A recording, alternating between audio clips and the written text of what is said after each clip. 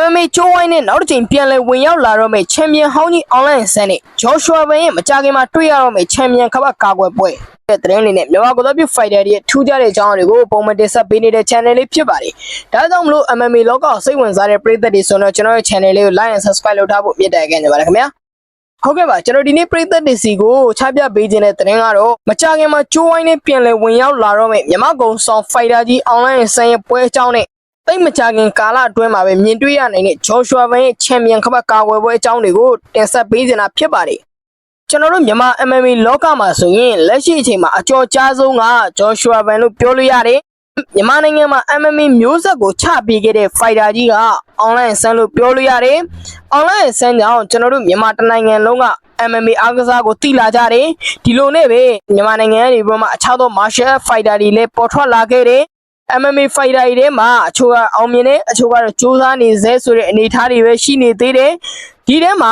အောင်မြင်ဆုံးဖြစ်သွားခဲ့တာကအွန်လိုင်းဆန်နဲ့ဂျော်ရှွာဗန်ဆိုရင်တကယ်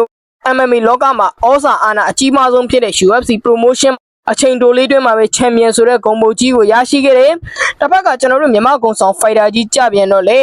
ေအာရှမှာလုံးဝဘယ်သူမှရှင်လို့မရသေးတဲ့1ချန်ပီယံရှစ်မှာနှစ်ထပ်ကွမ်းချန်ပီယံဆိုတဲ့ဂုဏ်ပုတ်ကိုတင်ပိုင်နိုင်ခဲ့တယ်။ဒီလောက်ထိကိုအောင်မြင်မှုတွေကကြီးကျယ်ခမ်းနားလွန်ခဲ့ပါတယ်။ဒီနေရာမှာကျွန်တော်တို့မြန်မာပြည်သက်တွေအတွက်တခုဝမ်းသာစရာကောင်းခဲ့တာကအွန်လိုင်းဆန်အနားယူသွားတဲ့အချိန်မှာကျွန်တော်တို့ဖိုက်တာလေးဂျော်ရှွာဗန်ကတဖြည်းဖြည်းနဲ့တက်လာပြီးတော့မှအမြင့်ဆုံးအောင်မြင်မှုတွေရနေတယ်ဗျာ။ပုံမှန်ဆိုရင်ဂျော်ရှွာဗန်သာမရှိဘူးဆိုရင်အွန်လိုင်းဆန် MMA လောကမှာအနားယူသွားပြီဆိုရင်ကျွန်တော်တို့စီမှာ MMA fighter ဆိုလို့မရှိတော့ဘူး MMA champion လည်းမရှိတော့ဘူးဒီအနေထားမှာဂျော်ရှွာဗန်ကအဲ့လိုမျိုးနဲ့ UFC champion ဖြစ်လာခဲ့တဲ့အောင်မြင်မှုတွေအတော်ကြီးကိုရရှိခဲ့ပါတယ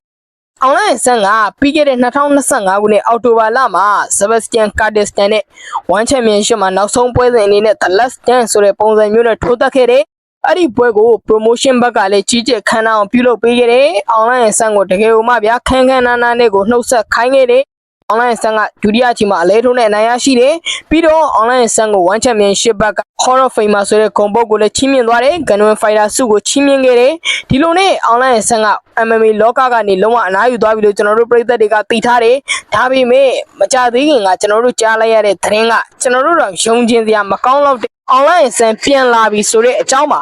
အွန်လိုင်းဆန်ကအဲ့ဒီဇဘက်စတန်ကာဒစ်တန်နဲ့ပွဲအပြီးမှာကလေးကသူ့စီကကြားတဲ့စကားသံတွေကဗျာကန်လန်းနာမျိုးရှိနေတော့သူကထိုးမယ်သူ promotion တွေလိုက်ရှာနေတယ်ဆိုတဲ့အကြောင်းတွေလည်းကျွန်တော်တို့ကြားရတယ်ဒါပေမဲ့ officially ကြားရတာမျိုးတော့မဟုတ်ဘူးဗျာဒီနေသားမှာတော့မကြသေးခင်ကအွန်လိုင်းဆန်သူ့ရဲ့ Instagram ကနေ post တင်လာခဲ့တယ်အဲ့ဒီ post ကတော်တော်လေးကိုထူးခြားမှုတွေနဲ့ပြည့်နေနေတယ်လို့ကျွန်တော်ကတော့ပြောချင်ပါတယ်အဲ့ဒီ post ကဘယ်လိုမျိုးထူးခြားတာလဲဆိုတော့အွန်လိုင်းဆန်ကသူ့ရဲ့ Python MMA ကျင်မှာသူ့ရဲ့လေ့ကျင့်မော်တွေနဲ့တူတူလေ့ကျင့်နေတဲ့ပုံကိုတင်ထားတယ်။အဲ့ဒီပုံမှာအွန်လိုင်းကဘယ်လိုမျိုးရေးသွားတာလဲဆိုတော့ပွဲထိုးခြင်းလို့လက်တွေအရင်ရားနေပြီ။ဒီနေ့လာရောက်ပြီးကျွန်တော်နဲ့အတူလေ့ကျင့်ပေးကြတဲ့လေ့ကျင့်မော်ညီကိုတွေအားလုံးကိုအရင်ကျေးဇူးတင်ပါတယ်ဆိုတဲ့ပုံစံမျိုးနဲ့ရေးသားသွားတာဗျာ။ဒီတော့ကျွန်တော်အမြင်ပြောရင်အွန်လိုင်းဆန်ကပွဲလက်ခံထားပြီးပြီလို့တော့ကျွန်တော်ကတော့နားလေတယ်။ဒါကြောင့်မလို့ပဲဂန်နဝင်ဖိုက်တာကြီးကဒီလိုမျိုးရေးသားလိုက်တာဒါကြောင့် online ဆန်ရဲ့နောက်ပွဲကမကြတော့တဲ့ကာလတစ်ခုမှာကျွန်တော်တို့ပြည်သက်တွေနေနဲ့မြင်တွေ့ရတော့မယ်လို့ကျွန်တော်ကတော့ယူဆမိပါတယ်။ဘယ်အချိန်ဘယ်ကာလမှာဖြစ်လာမလဲဘလို့အခင်းချင်းဖြစ်လာမလဲဆိုတော့ရင်ခေါ်ဖို့ကောင်းတယ်။သေချာတာကတော့1မှာထိုးမှာမဟုတ်တော့ဘူး။ UFC promotion တောင်းမယ်လို့တော့ကျွန်တော်ကတော့မမြင်ဘူး။ဒီတော့စဉ်းစားကြည့်ရင် KSW promotion စီများရောက်သွားမလား KSW က online ဆန်ကိုခေါ်ပြီးကန်လန်းထားတာမျိုးတွေရှိခဲ့တယ်။ဒီတော့ KSW မှာထိုးမလားဒါမှမဟုတ် online ဆန်က MMA မဟုတ်ပဲဘောက်ဆင်ထိုးမှလားဘယ်လိုတွေလဲဆိုတော့ဆက်ကြည့်ရမယ်ဒါမဲ့မချခင်ကာလတစ်ခုမှာ online ဆန်ရဲ့သတင်းကပြန်ပြီးထွက်လာလိမ့်မယ်လို့ကျွန်တော်တို့ယူဆတယ်ဒါကြောင့်မလို့ကျွန်တော်တို့ဂန်ဝင်ဖိုက်တာကြီးရဲ့တချောပြန်ပွဲကိုဆက်ပြီးအားပေးကြရအောင်ပါခင်ဗျာဟုတ်ကဲ့ပါနောက်တစ်ထပ်ပြီးပြောပြခြင်းတဲ့သတင်းကတော့ကျွန်တော်တို့လက်ရှိ UFC Champion League ဂျော်ရှွာဗန်ရဲ့ပွဲစဉ်အကြောင်းဂျော်ရှွာဗန်ကလက်ရှိမှာလေ့ကျင့်ခန်းတွေကိုပြင်းပြင်းထန်ထန်လှုပ်ဆောင်နေပြီးဒီတော့ပွဲကမဝေးတော့ဘူးလို့တော့ကျွန်တော်ကတော့ထင်တယ်လက်ရှိမှာကောလာလာသတင်းတွေထွက်နေတာကဂျော်ရှွာဗန်နဲ့ချန်ပီယံဟောင်းပန်ဒိုဂျာတို့ကိုပွဲတည်ပေးလိုက်ပြီလို့သိရတယ် UFC 331ပြိုင်ပွဲမှာပါဝင်လာမယ်လို့သိရတယ် UFC 331ပြိုင်ပွဲကို Las Vegas မှာပဲကျင်းပမယ်လို့လည်းကြားနေတယ်အတိအကျတော့ဘယ်သူမှမပြောသေးဘူး promotion ဘက်ကလည်းထုံမပြောသေးဘူးပြီးတော့အဲ့ဒီပြိုင်ပွဲကိုစက်တင်ဘာလ23ရက်နေ့မှာကျင်းပသွားမယ်လို့သိရတယ်ဂျော်ရှွာဗန်နဲ့ပန်ဒိုဂျာတို့ကအဲ့ဒီပြိုင်ပွဲမှာ flyweight တင်ချန်ပီယံကပတ်လူပွဲမချေပွဲအနေနဲ့ထိုးသက်ကြမယ်လို့ကျွန်တော်တို့ကြားသိထားရပါတယ်တစ်ဖက်မှာအဲ့ဒီပြိုင်ပွဲရဲ့အဓိကခေါင်းပွဲနေရာမှာ မူလကတော့အလက်ဇန်ဒါဖူကာနော့စကီနဲ့မိုဆာအီဗလိုယက်တို့ကထိတ်တိုက်တွေ့တဲ့ဖဲသာဝေးတန်းချန်ပီယံခပတ်လူပွဲဆိုပြီးတော့မှကြားရတယ်ဒါပေမဲ့လက်ရှိမှာတော့အဲ့ဒီအခင်းချင်းထက်ပိုပြီးစိတ်ဝင်စားစရာကောင်းလာဖြစ်လာတယ်အဲ့ဒါကအဓိကခေါင်းပွဲနေရာမှာကအလက်ဇန်ဒါဖူကာနော့စကီနဲ့မိုဆာအီဗလိုယက်တို့ပွဲမပါတော့ဘဲနဲ့ဂျော်ရှူအာဗန်နဲ့ပန်တိုဂျာတို့ရဲ့ပွဲက main event လို့ဖြစ်နေတယ်ကို main event နေရာမှာက BMF ချန်ပီယံခပတ်လူပွဲအဖြစ်လက်ရှိချန်ပီယံချားဆိုလီဗေရာနဲ့ဒီယေဂိုလိုပတ်စ်တို့ကိုထိတ်တိုက်တဲပေးထားတယ်လို့ကျွန်တော်တို့ကြားသိထားရပါတယ်ဒါကလက်ရှိချိန်မှာကောလာဟာလာသတင်းတွေထွက်နေတာချားဆိုလီဗေရာနဲ့ဒီယေဂိုလိုပတ်စ်တို့ရဲ့ပွဲကကိုမိန်နီဗန်ပွဲစဉ်လို့ကြားရတယ်ဒီတော့ကျွန်တော်တို့ဖိုင်တာလေးဂျော်ရှူအာဗန်နဲ့ပန်တိုဂျာတို့ရဲ့ပွဲကအထူးကောင်းပွဲများဖြစ်သွားနိုင်လားဆိုတာလေစဉ်းစားစရာကောင်းနေအချို့နိုင်ငံတကာမီဒီယာတွေကဆိုရင်ဖန်နဲ့ပန်တိုဂျာတို့ရဲ့ပွဲကို promotion ဘက်က main event နေရာကနေတည်ထားတယ်လို့လည်းရေးသားနေကြတယ်ဒါမဲ့လက်ရှိချိန်မှာအထူးကြတော့ပြောလို့မရသေးဘူး BMF ချန်ပီယံခွဲလူပွဲကလည်းဗျာ main event တင်ထားလို့ရတယ်ဒါကြောင့်မလို့သူတို့အနေနဲ့တင်ပြီးထိုးရင်လည်းထိုးခိုင်းလိုက်မယ်ဖန်နဲ့ပန်တိုဂျာတို့ရဲ့ပွဲကကိုမိန်ပွဲဖြစ်လည်းဖြစ်လိမ့်မယ်ဒါကြောင့်မလို့ကျွန်တော်တို့အနေနဲ့ဆက်ပြီးစောင့်ကြည့်ရမှာပါဘယ်လိုခင်းချင်းတွေဖြစ်လာမလဲဆိုတာတော့ဆက်ပြီးစောင့်ကြည့်ကြစရာကောင်းပါတယ်ခင်ဗျာ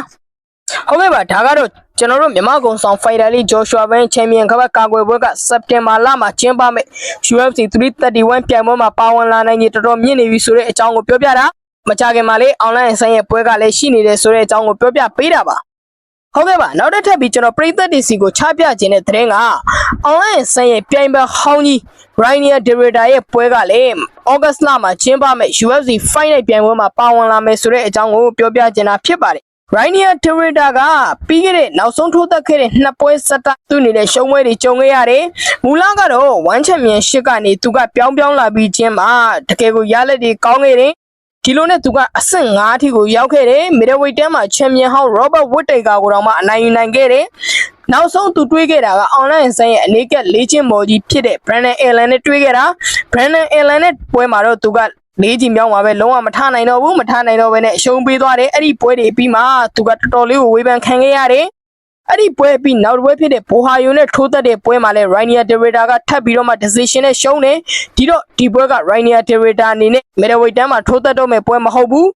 light heavyweight တန်းကိုထိုးသက်တော့မဲ့ပွဲလို့ကျွန်တော်တို့ကြားသိထားပါတယ် Rainier Derrida နဲ့ဒီချိန်ထိတ်ထိတ်တွေ့တဲ့ fighter ကGeorgia fighter Roman Dolce လို့သိရတယ်ဒီ fighter ကလေ middleweight တန်းကနေ light heavyweight တန်းကိုပြောင်းထိုးမှာဒီ fighter ကလေနောက်ဆုံးထိုးသက်ခဲ့တဲ့နှစ်ပွဲဆက်တိုက်ကိုရှုံးပွဲတွေကြုံသွားတယ်ဒီတော့ဒီ fighter နှစ်ယောက်ကရှုံးပွဲတွေကနေနိုးထားရမယ့် fighter တွေဘယ် fighter ကအကောင်းဆုံးရုံးထားနိုင်မလဲဆိုတာစောင့်ကြည့်ရမယ်ဒီပွဲကလာမယ့် August လ22ရက်နေ့မှာကျင်းပမယ့် UFC Fight Night ပြိုင်ပွဲမှာ